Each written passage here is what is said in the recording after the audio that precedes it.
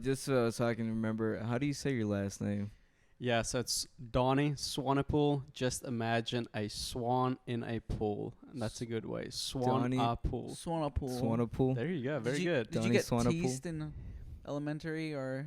Dude, so weird story, like my first language is Afrikaans. And so in South Africa, it's a very common first and last name. Oh, okay. But when I came to the States, it's like Danny, Daniel, Dan, and then nobody knows how to pronounce my last name. So all the college professors were like, Swan, what's your last name? And so it was really hard, for the Americans to kind of get to know my last name. But some have been able to get it. So Yeah, 'cause I just saw it and I saw there was an S, but then it was like super long, so I was like, I'm just gonna ask him when he gets here. yeah. I didn't even attempt to try and say it. So it's originally Dutch. South Africa was colonized by the Dutch, and then there was a lot of French and British influence, and so my kind of culture is the Afrikaner culture that stems from Holland, the Dutch. Oh, okay, so there's different cultures in within South Africa. Yeah, no doubt, man. It's a gorgeous country, but it's one of the most diverse countries in the world. It has 11 official languages. 11. Oh, So wow. there's I didn't still even a know lot of that. tribes and English speaking people that's very affluent in the southern parts. So do you speak Dutch as well? Yeah, so that's my first language. It's called Afrikaans, and so Oh. if you want, I can introduce myself in Afrikaans, and then Yeah, did we have people from Netherlands that sometimes listen to Yeah. it. I'm gonna do it. My Ja, naam is man. Danie Swanepoel. Ek is oorspronklik van Bloemfontein, Suid-Afrika. Ek is 32 jaar oud. Ek het 'n vrou, Rachel. Ek het 3 kinders, Eleanor, Clark en Eden. Dis my 3 kinders. Awesome. Thank you so much. Yeah, it's a little bit different, right? Yeah. A lot of G sounds, a lot of R sounds, and so All I heard was Rachel. yeah, I heard right. And Eden or And something like Eden, that. that's right. Eleanor, Eden, and Clark. That's my 3 kiddos, man. Okay. Really cool story. Clark, he's 4 years old, and he loves Afrikaans music, and so he's on this big kick every day when I get home. He's like, "Hey, Dad, I want to listen to some Afrikaans music," and so I put some Afrikaans music on. He kind of jams out, dances to it, and then he kind of just been asking me like, "Hey, how do I learn this language?" And so at night when we put him to bed, I will sing like a Afrikaans song to him before I put him down. That's awesome. So- That's cool. Yeah. 'Cause I feel like when kids here from like we're born here, but their parents are from like a different culture, some of them don't really want to learn from like their parents' culture. That's right. But that's awesome that your kid wants to learn more about it. Yeah. And it's, it's real impactful to my mom and dad. My entire family is still back in South Africa. Right. And so we have a WhatsApp video call with them every Sunday. And so it's just kind of neat for my mom and dad to kind of see, hey, this little American, he's willing to learn Afrikaans, his dad's native tongue. So it's just been a good kind of emotional connection between my mom and dad and then Clark, Yeah, I think one thing I've learned throughout just life, it's like if you try your best to connect with someone else's culture, that those people are gonna appreciate you so much more. I mean, I was in Albania and on my way back to like, I think Barcelona or whatever. I was there for like 3 or 4 days, just with a group of or with a couple of friends that from our family. They're missionaries there, and I just kind of like, I think it's Persian or Bo. I don't remember. This is a while back, almost a year ago. But like, Yeah. I got to the airport and I just said like hi in Albanian, and the guy was like, "Oh, you definitely don't look Albanese, but you're like trying to speak my language." And he tried to like start a conversation. I was like, "No, I was just kidding. That's all I know. That's all I know." But then like he ended up like upgrading my ticket to Oh, man, like that's neat. just because he's thought, like, hey, he's trying to connect to my culture. I mean, I didn't do it because of that, just because I like connecting to other people's cultures and stuff.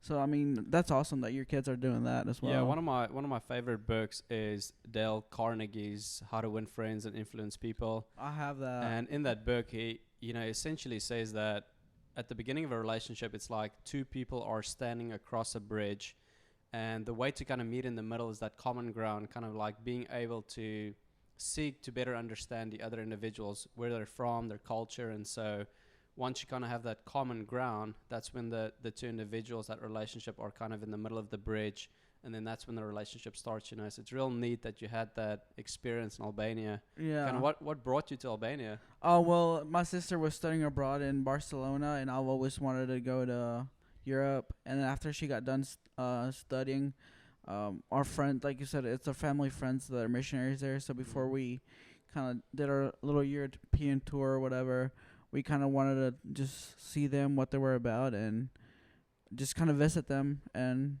we went and visited them, and it was a life-changing experience for sure. That's awesome. Yeah. All right, guys. Before we get into it, let me do the intro because it's going good so far. We haven't really started yet. What's up, everybody? Welcome back to the Wall of Friends podcast, where we hang out and talk to our friends and ask them what inspires them, what scares them, and more. With you, your two hosts, William And George.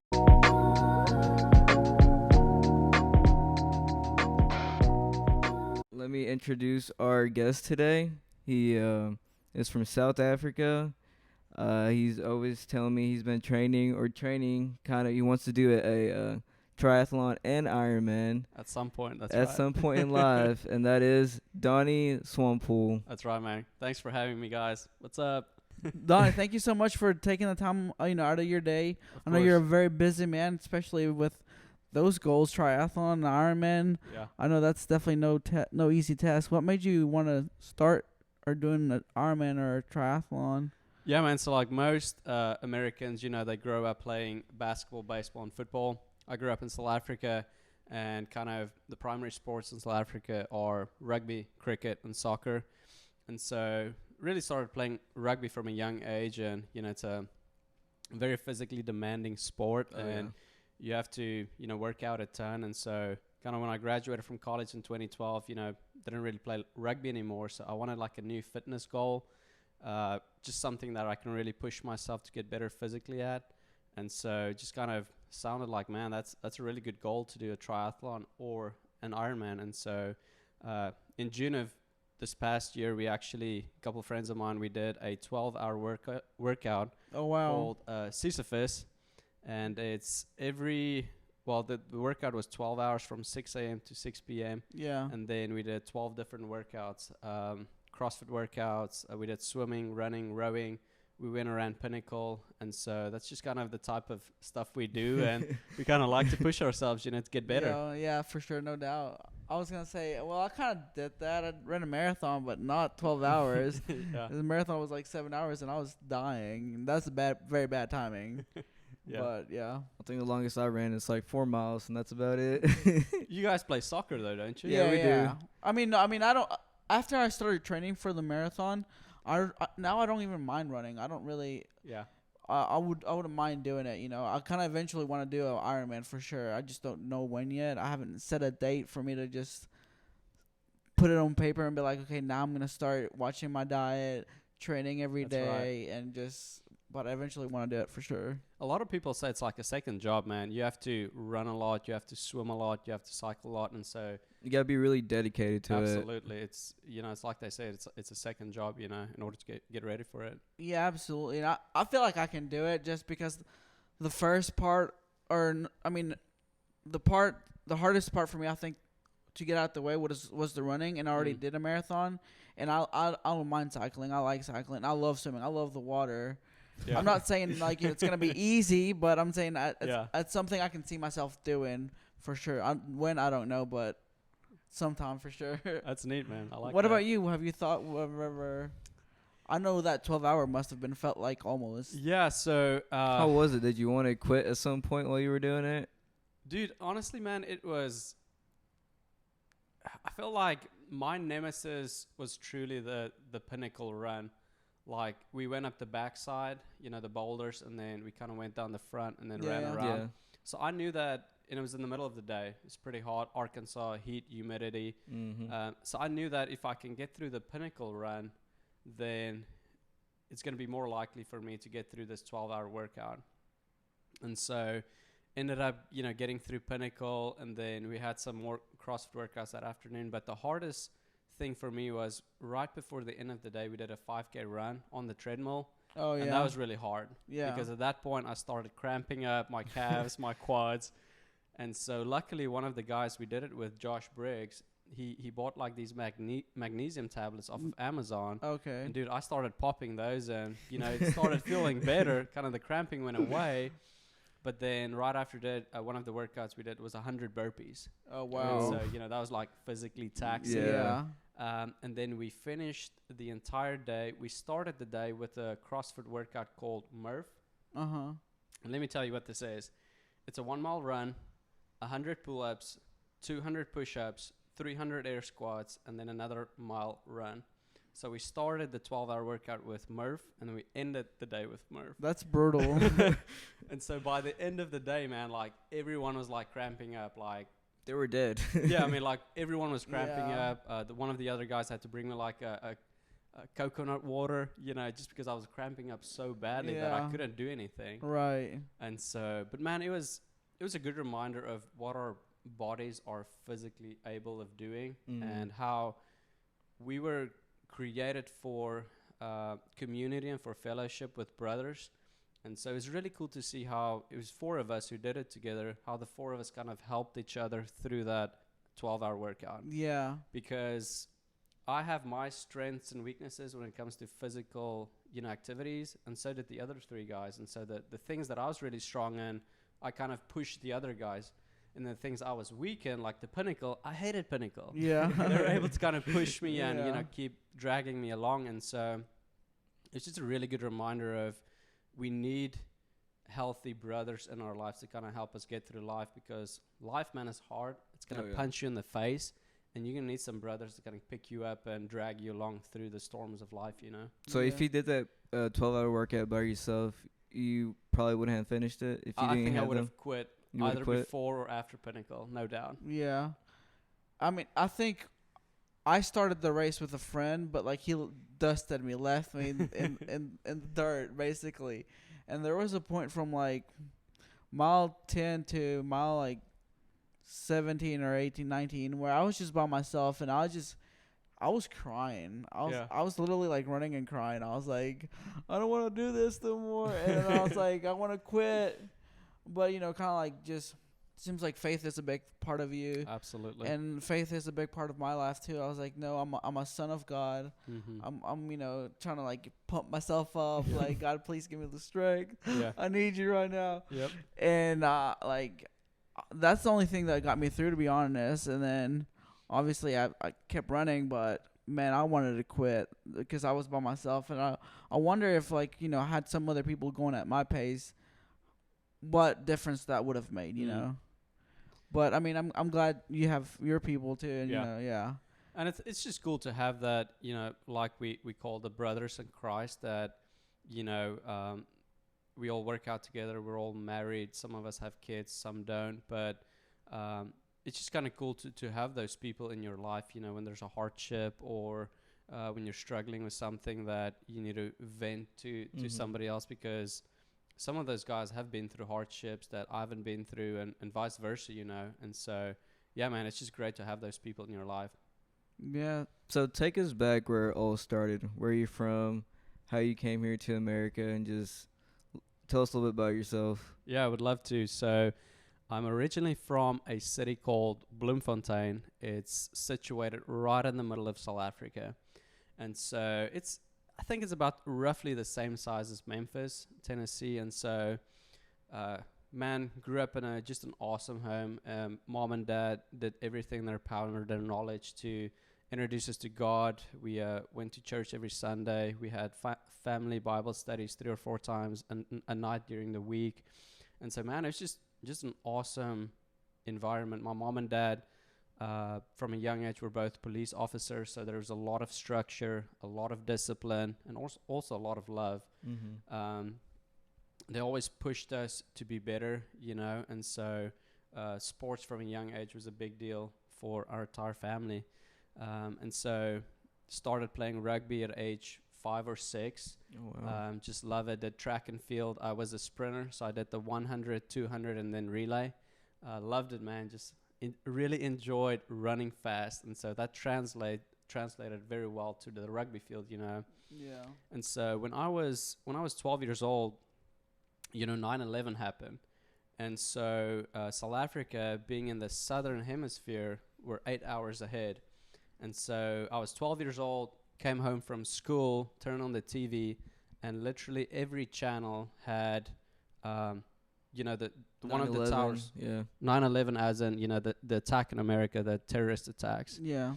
And so every channel had, in big bold letters, it showed America under attack.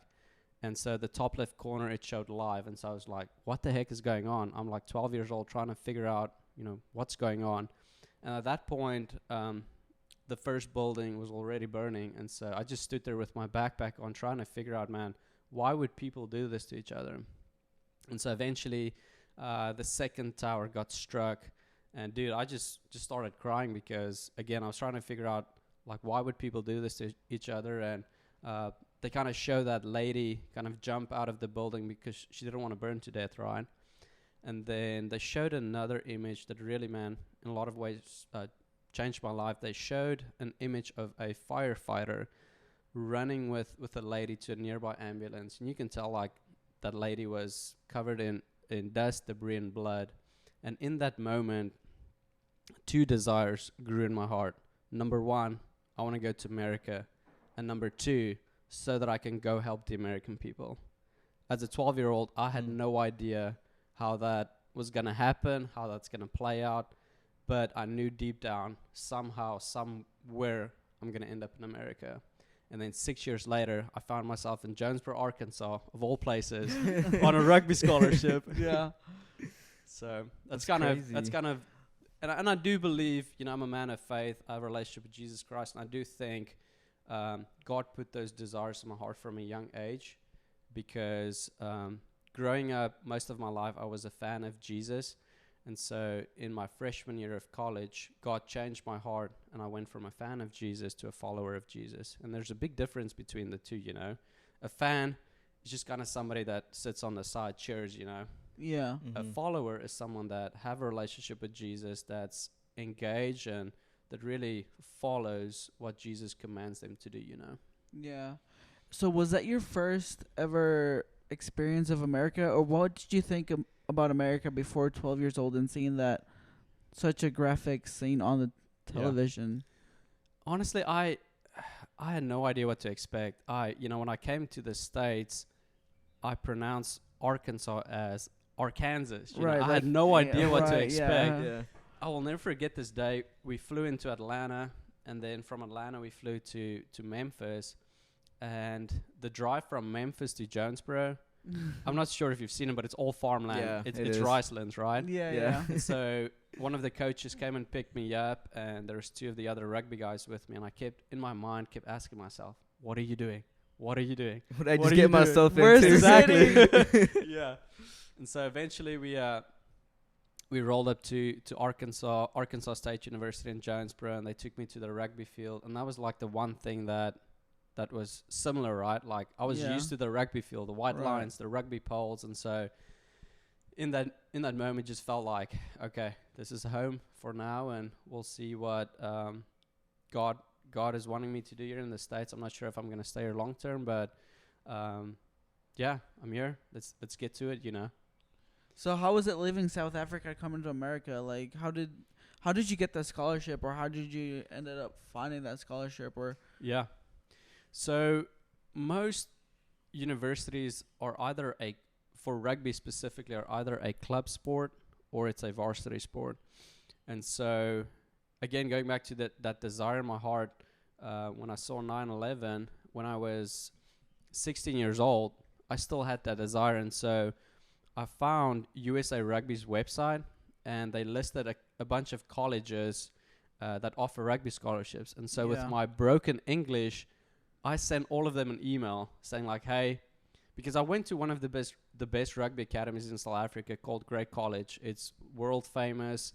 It has produced a ton of just professional rugby players. And so I came from one of the best rugby playing high schools in the Southern Hemisphere. okay, yeah. And so... So you had definitely what you called status, not status, but credit. You had Experience. credit behind Credibility, it. yeah. Yeah, there's a lot of credibility. credibility behind the Great College High School, and I sent them several of my my rugby games, and it was really cool. several of the schools replied back with an email, but one specific email I got back was really cool. I got it back in my first language, the email. Oh, Really? So the That's assistant awesome. coach at Arkansas State was an old South African, and so when he saw that the South African was reaching out and he's from great college, he's like, "Man, we got to get this kid." you know? Yeah, signed immediately. Because at that point, ASU, Arkansas State, already had 2 South Africans on their team, and so they were beginning to open up this pipeline to South Africa to get more rugby players from South Africa to A-State. That's so That's wild. interesting. I didn't even know A-State had rugby until you told me. Yeah. I'm just finding out right now. Man, they've got a really good program. In my junior year, we played in the Final Four. And then in my senior year, we played against BYU in the national championship final. Really? Wow. We ended up losing real closely, but that was really I had the amazing privilege to be one of the pioneers to really help build the program. right. Yeah. Not only from the game side, but also from the culture side. Really, Yeah. because when I showed up, you know, as you guys know, playing soccer, you have to be united as a team. Yeah. And we were Correct. very divided. I mean, you had Mm. guys from Texas, Chicago, Illinois, Argentina, South Africa, New Zealand, France, Australia. So we were from all over the world, and that kind of showed up when we played. And so some way, somehow, we had to be connected as a team. And so I brought this initiative to the coach to just start with uniforms. We didn't have the same uniforms. Before a game, when we warm up, it was so funny. Like, everyone had a different warm-up shirt. One guy had a camo shirt, another guy had a cut-off sleeve shirt, you know. And Yeah. so went to the coach and be like, "Coach, like, we just need to look similar. Let's start with that, because we have to be united and we have to become one team." And then another initiative I launched was, it's called the Bloodline. And so, you know, your cleats have a different type of lace color. Mm-hmm. And so if you were a starter at ASU, you had red laces because it represented the bloodline running between all of the entire team, showing one bloodline, Yeah. one team. And I felt like that really united us, because people wanted to earn those red laces if you were not a starter. And so that makes sense. Yeah. So everyone else had like white. Yeah, like laces? different color laces, you know. Yeah. So So it seems like you always had to be like a leader, or like a go-getter, achiever. Was there ever a point where you're like, "This is tough. I'm tired of making the decisions. I'm always tired of like being the like coming up with the initiative or a situation like that." yeah, man, I think when you're placed in leadership, there's always going to be pressure, internal pressure from yourself, as well as external pressure from coaches, teammates, the public, whatever. And so I think the more you deal with that pressure, the better you get dealing with those situations. I'll never forget this. I was the captain of the ASU rugby team my junior year of college, and we had a guy who was a 5th-year senior, 4-time All-American, collegiate All-American, just a stud, fellow countryman as well. He's from South Africa. Yeah. And we went and played in this tournament, but this guy was culturally, he was not good for the team. And so eventually the coach came to me and was like, "Hey, Danie, you're the captain of this team. What do you want to do with this guy?" And I had to make the hard decision to say, "Coach, I don't want him on my team because he's going to bring the rest of the team down." And so the coach asked him to step off the team. And we ended up not winning the national championship. If we had him, we could have. But it's one Was of that those against BYU? Yeah. that was the year before, and Okay. so we ended up losing the Final Four. But if we had that guy, I think we could have won the championship. Yeah. You know. Yeah. But that was just one example of, as a leader, you're faced with these hard decisions. And to this day, I'm still gonna stick with my decision. You know, it was the best fit for the team at that point. But oftentimes, when you make hard decisions, you're not always rewarded for that, right? We Right, were yeah. rewarded with a national championship, but I knew that's what the team ultimately wanted. And so, yeah, that one was not easy. I think about it a lot Yeah. because I do not have a national championship The ring. ring, It's like, I don't have yeah. my ring. So, but I do have a silver medal from the BYU game. Hey, at least that's something not a lot of people can say. You know, Yeah. And that's funny because like you never know what the other outcome of your decision is always gonna be. That's right. So like, what if you could have been a national championship, or what if you would have brought this guy, but he would have been so mad that things are not going the right way, Yeah. then you probably wouldn't even have a fighting chance. Like that energy, that toxicity that he might have brought, Yeah. might have brought the team down too. So who knows? That's a really good point. Because like energy is kind of like infectious. Like Yep. yeah, like if someone's working hard, I want to work hard. Just that mentality. Yeah. Work as hard as him or even harder. But that's a really good story right there. That sometimes you just have to stick with your decision. Absolutely. Like right, wrong, or indifferent. You just have to make sure what's in your gut. Like Yep. if it feels right, then go for it. Yeah. And I mean, I've been trying to learn that too, because I'm kind of like supervising a group of people doing a certain job, and they're much older than me, and then like way older than me. So imagine like a young kid trying to tell them people, hey, you're not supposed to do that. Sometimes you're like, you gotta stick to your decision, and That's then right. even if they're mad at you or whatever, you're like, hey, it's we're going by the rules, or whatever. Yeah. So That's neat, man. That sounds like you're getting a lot of leadership experience as well. well, trying to trying to learn for sure. I mean, I think I've always been placed in a way that I've had to make this like tough decisions, or Yeah. just be like a leader, a team captain or whatever, and I'm just trying to been learning as I go, just try to be open-minded, see where people are coming from, make sure get everyone else's opinion, not only my opinion's always the right. I mean, and I guess it just depends on what kind of scenario we're talking, but yeah, for sure I feel like I'm still learning. Yeah. And that's one good thing about the podcast. Like, we bring so many different people.